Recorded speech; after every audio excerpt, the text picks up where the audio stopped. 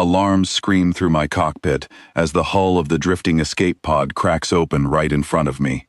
I do not have time to think. I only have time to move. My name is Owen Blake, and I fly cargo runs through the Kesson Belt for a living. Nothing glamorous. Nothing heroic. I haul scrap metal and broken satellites for credits, and I mind my own business. That is what I tell myself every single day. But today, business does not care what I want. The pod tumbling ahead of me belongs to no cargo line I recognize. It is alien design, sleek and curved, venting gas from a long gash along its side. Whoever is inside has maybe 2 minutes of breathable air left, if my scanners are reading it right. 2 minutes before the vacuum takes them. I do not call this in. I do not wait for a rescue beacon, or a fleet ship, or permission from anyone. I grab my emergency tether, punch my thrusters, and throw my ship straight at the wreck. The proximity alarm howls. I ignore it. I match velocity with the tumbling pod, clamp my magnetic line onto its hull, and haul myself across open space in nothing but a patched-up flight suit that was never built for this. My gloves scrape against jagged metal. My oxygen reader blinks a warning I refuse to look at. I force the emergency hatch with a pry bar and my own body weight, and it finally gives way with a groan that I feel in my teeth. Inside, curled in the wreckage, is an old woman, not human. Her skin has a soft silver sheen, her eyes are large and dark, and her breathing is shallow and rattling. She is elderly, that much is clear from the way her body sags, fragile as dry paper. I do not know her language. I do not know her customs. I only know she is dying, and I am the only one here. I loop my arm under hers and drag her toward my ship, moving on instinct alone. My own air is thinning fast, black spots creeping at the edges of my vision, but I do not stop. I get her through my airlock, seal the hatch, and slam the emergency oxygen release before my knees finally give out beneath me. When I wake up, she is alive, barely, but alive, and she is staring at me like I am something impossible. That should have been the end of the story. A stranger saved, a stranger dropped off at the nearest station, and life going back to normal. But nothing about what happens next is normal. 3 days later, a ship far larger and far more advanced than anything I have ever flown drops out of warp beside my little cargo hauler. It does not fire on me. It does not threaten me. Instead, a voice comes through my comm, smooth and formal, asking permission to dock. I say yes, mostly because saying no to a ship 5 times the size of mine seems like a bad idea. The old woman I saved steps aboard my ship this time on her own 2 feet, dressed now in robes stitched with patterns I do not understand, flanked by 2 younger aliens who watch me like I might do something dangerous at any moment. She walks straight up to me and takes both my hands in hers. Her name, she tells me through a translator disc clipped to her collar, is Ilsa Vondrak. She is not just any traveler. She is the head of an entire trading house that spans several star systems, a matriarch whose word carries the weight of law among her people. And apparently, among her people, what I did was almost unthinkable. She explains it slowly, watching my face the whole time. Her species has strict protocols for rescue.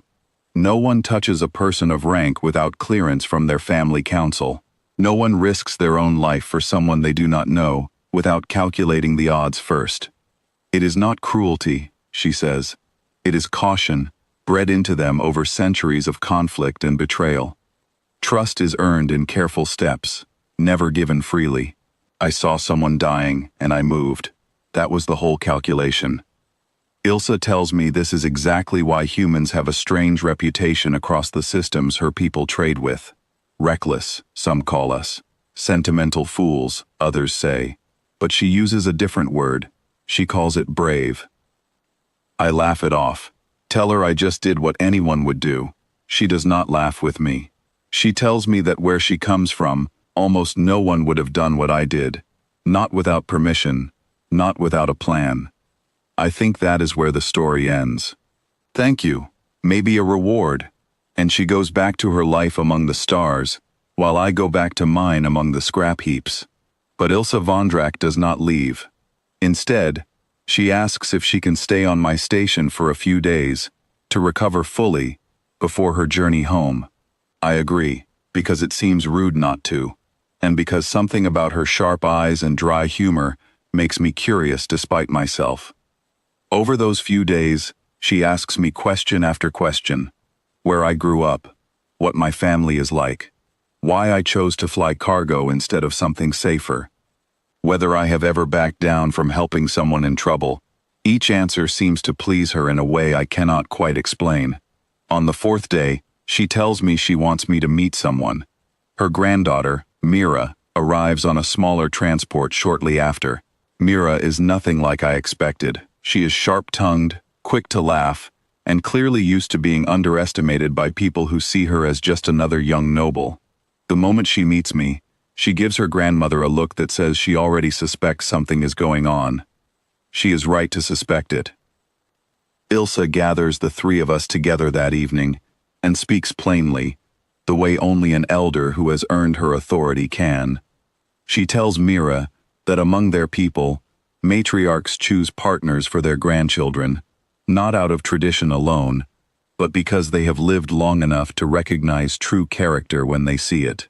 She tells Mira that in her long life, she has met warriors, merchants, and nobles from a dozen worlds, and rarely, very rarely, has she met someone willing to risk everything for a stranger, with nothing to gain. Then she looks straight at me and says she has made her choice. She wants me to marry her granddaughter. The room goes completely silent. I am certain I misheard the translator. Mira looks just as stunned as I feel, though there is something else in her expression too, something that looks less like shock and more like curiosity. I try to explain that this is not how things work where I come from, that marriage is not decided by grandparents, that Mira and I have known each other for exactly 10 minutes. Ilse listens patiently to all of it, then simply says that character does not need 10 years to be seen, only one true moment. She witnessed mine firsthand, floating in the vacuum of space with her life in my hands. Mira, to my surprise, does not run from the idea either. She tells me later, once her grandmother has stepped out to let us talk, that her grandmother's judgment has never been wrong before. Every partner Ilse has ever chosen for family members has turned out to be a strong match, even when no one else understood the reasoning at the time. Mira admits she is not thrilled about having her future decided for her, but she is not against giving me a real chance either, one built on more than just her grandmother's word. So that is what we agreed to, not an arranged marriage overnight, but a real chance to know each other, guided, but not forced by an old woman who has seen more of the galaxy than either of us ever will. Over the following months, Mira and I spend time together whenever her family's trade routes bring her near my station. She teaches me about her people's history, their careful customs, the weight of responsibility she carries as a future leader of her house. I teach her about human stubbornness, human humor, and the strange comfort of doing the right thing without weighing the cost first. Slowly, what began as an old woman's bold decision turns into something neither of us expected. Not because we were told to feel it, but because we chose to let it grow. Ilse watches all of this from a distance, saying little, but there is always a knowing look in her eyes whenever Mira and I are in the same room.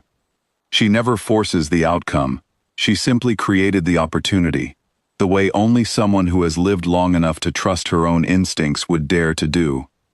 One evening, months later, as Mira and I sit together watching the stars from the observation deck of her family's ship, she asks me if I regret it. The reckless choice that started all of this. The moment I threw my ship at a stranger's dying pod without thinking twice. I tell her the truth. I would do it again in an instant, even if I never got anything in return. She smiles and tells me that is exactly why her grandmother chose me in the first place. Word of our story spreads quietly through the trading systems, passed between crews and merchants who shake their heads and smile at the same time. A human, reckless and unplanned, saving an elder without calculation, and somehow ending up chosen by her as family. Some call it luck, some call it fate. Ilse Vondrack simply calls it good judgment, the same kind she has trusted her whole long life. As for me, I still fly my cargo routes through the belt sometimes, though these days, I have a lot more company than I used to, and a lot more reasons to keep choosing bravery over caution, every single time it matters.